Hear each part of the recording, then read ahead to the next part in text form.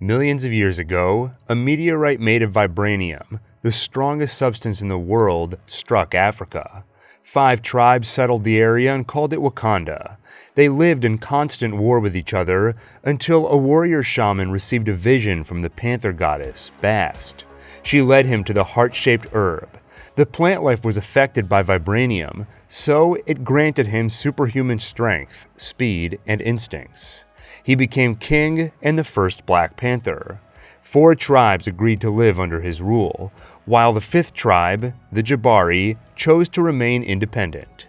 Using vibranium, Wakanda advanced their technology beyond any other nation, and as the world fell into chaos, they protected themselves by hiding, keeping all their resources and knowledge to themselves. But not everyone agreed with that policy. In 1992, King T'Chaka's brother, N'Jobu, was among them. As part of Wakanda's intelligence service, the War Dogs, he was sent abroad as a spy, and in America saw their people suffering. He called for Wakanda to arm them and bring about a global uprising, but his brother, King T'Chaka, denied his request. So N'Jobu took matters into his own hands by partnering with arms dealer Ulysses Claw. With N'Jobu's help, Claw stole vibranium from Wakanda, killing many in the process. What N'Jobu didn't know is that his other partner in crime was also a war dog, another undercover Wakandan named Zuri. Zuri was sent by the king to keep tabs on his brother, and when T'Chaka found out what his brother had done, he came to America to bring him home to answer for his crimes. He refused to go and pulled a gun on Zuri, forcing T'Chaka to strike him down and kill his own brother. To hide what happened, T'Chaka and Zuri lied to Wakanda, claiming N'Jobu disappeared, but they made a fatal mistake.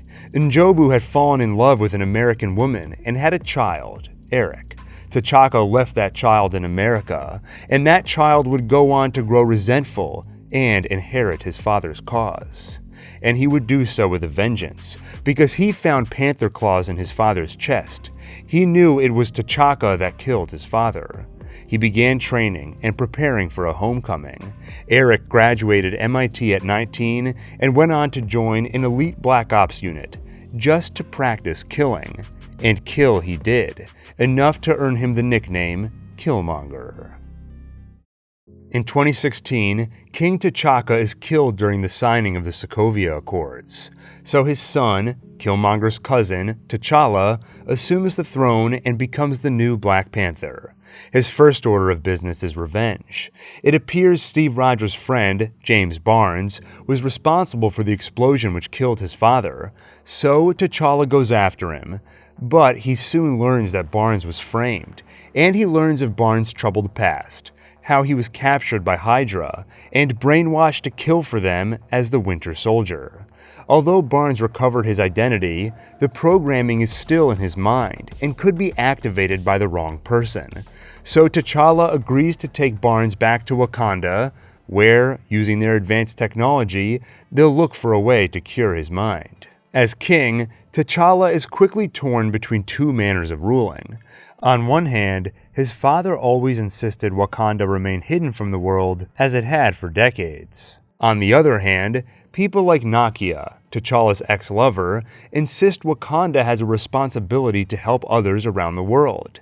As a member of the War Dogs, just like N'Jobu, she's seen people suffering firsthand. T'Challa's mind, however, remains unchanged. He will keep Wakanda hidden and safe, just like his father would have wanted. But soon, his perception of his father changes drastically. After stealing a vibranium artifact from a museum, the arms dealer who evaded T'Challa's father for 30 years appears on their radar, Ulysses Claw. Ever since Claw's attack years earlier, Wakanda has wanted his head, so T'Challa goes after him, with a little help from an upgraded Black Panther suit, courtesy of Princess Shuri, his sister, Wakanda's chief scientist. He's also joined by Nakia and Okoye, head of the Kingsguard, and an elite group of warriors, the Dora Milaje. They plan on intercepting Claw in South Korea, where he intends to sell the vibranium. But things get complicated when they realize the buyer is Everett Ross, an agent of the CIA, part of a sting operation. In the ensuing chaos, T'Challa nearly kills Ulysses, but holds back when he notices the public watching. Instead, he allows the CIA to take him into custody. But Klaue is quickly freed by a powerful ally, Eric Killmonger. During Eric's attack, Ross protects Nakia by taking a bullet. So T'Challa insists they bring him to the one place with the technology to save him, Wakanda. Okoye argues it's not their responsibility, but T'Challa cannot stand by knowing they can help. Ross knows Eric as Killmonger, former Black Ops, but T'Challa recognized a ring worn around his neck, identical to the one T'Challa himself wears, something he kept from his father after his death. He realizes Eric must be Wakandan and must have something to do with his father. Returning home, he demands answers from Zuri, and gets them. The whole story, how T'Challa's father killed his own brother and left a young boy behind, a boy who became Killmonger. After freeing Klaue, Eric quickly betrays him. He kills the arms dealer and brings his body to Wakanda, proving he succeeded where T'Challa and T'Challa's father failed. This wins him favor from some, including T'Challa's close friend W'Kabi, who lost parents in Klaue's attack years earlier. With royal blood in his veins, Eric has the right to challenge T'Challa in ritual combat for the throne, so he does, and he wins. Before he can strike T'Challa a lethal blow, Zuri offers himself as sacrifice in his stead. Without hesitation, Eric kills him and seemingly kills T'Challa. A new king and Black Panther is crowned, and he is ruthless, quickly setting his plans in motion to send vibranium weapons around the world for violent uprising. Nakia begs Okoye to help overthrow the new king, but despite what she may want, Okoye and the Dora Milaje are loyal to the crown, whoever may wear it. So, Nakia, Shuri, Ross, and T'Challa's mother Ramonda approach the independent tribe, the Jabari.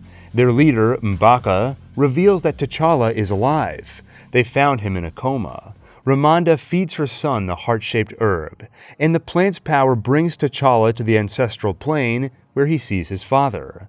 T'Chaka welcomes his son to the afterlife, but T'Challa refuses to go. He tells his father that he was wrong. He was wrong to leave Eric in America, and he was wrong to keep Wakanda closed from the world. T'Challa will right those wrongs. He wakes with new purpose and returns to his people. With T'Challa alive, Killmonger's claim is invalidated.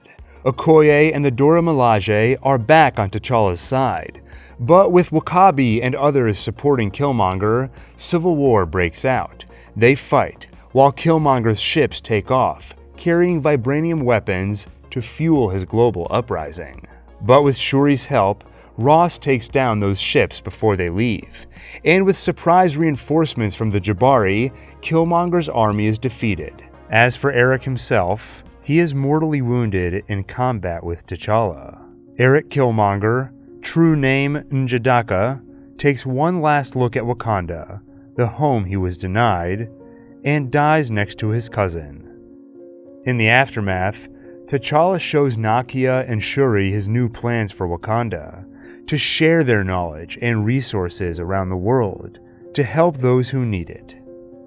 Sometime later, the Mad Titan Thanos seeks to complete his quest, collecting all 6 Infinity Stones, granting him incredible power, enough to wipe out half of all life in the universe and solve the problem of dwindling resources.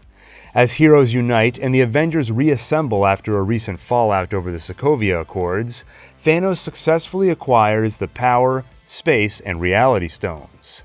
Hoping to stop him from getting all 6, the Avengers decide to destroy one of the stones in their possession, the Mind Stone. The same Mind Stone which gives Vision, a synthetic but sentient member of the Avengers, life. To remove it without killing him, they'll need advanced technology, the sort of technology you can only find in Wakanda. And in Wakanda, James Barnes has woken up with a cured mind. T'Challa and Okoye fashion him with a new, bionic arm and prepare for the war they know is coming. Once the Avengers arrive, Shuri gets to work on Vision. They can safely remove the Mind Stone, but it'll take time, a luxury they don't have. While they work, Thanos acquires the Soul Stone, and his forces arrive in Wakanda. But at T'Challa's orders, they prepare to fight and buy as much time as possible. The Avengers, side by side with Wakanda's army, fight. But once Thanos arrives, now in possession of the Time Stone too, their time runs out. Wanda destroys the Mind Stone, killing Vision. So Thanos simply reverses time, bringing Vision and the Mind Stone back. Then he rips the stone from Vision's skull, killing him again. With all 6 stones in his gauntlet, Thanos snaps, and half of all life vanishes, including T'Challa. But 5 years later, he's brought back. Although Thanos destroyed the stones to prevent anyone reversing the snap, and Thor killed him, the Avengers traveled back in time to alternate realities and acquired replacement stones, allowing them to bring back the lives that were lost. But their actions draw the ire of a Thanos from an alternate reality, leading to another battle for the stones. With the Black Panther resurrected, Wakanda lends their forces in the rematch and the heroes are victorious. But not without cost. As they celebrate the win, they also mourn the loss of Tony Stark, who sacrificed himself to win the war. T'Challa, Okoye, and Shuri are present at the funeral. That's the last we saw of Wakanda or the Black Panther in the MCU. So now you're ready to watch the sequel, Wakanda Forever. If you enjoyed this video, please make sure to like, subscribe, and hit the bell icon for more. With that, thank you for watching, and see you on the next One Take.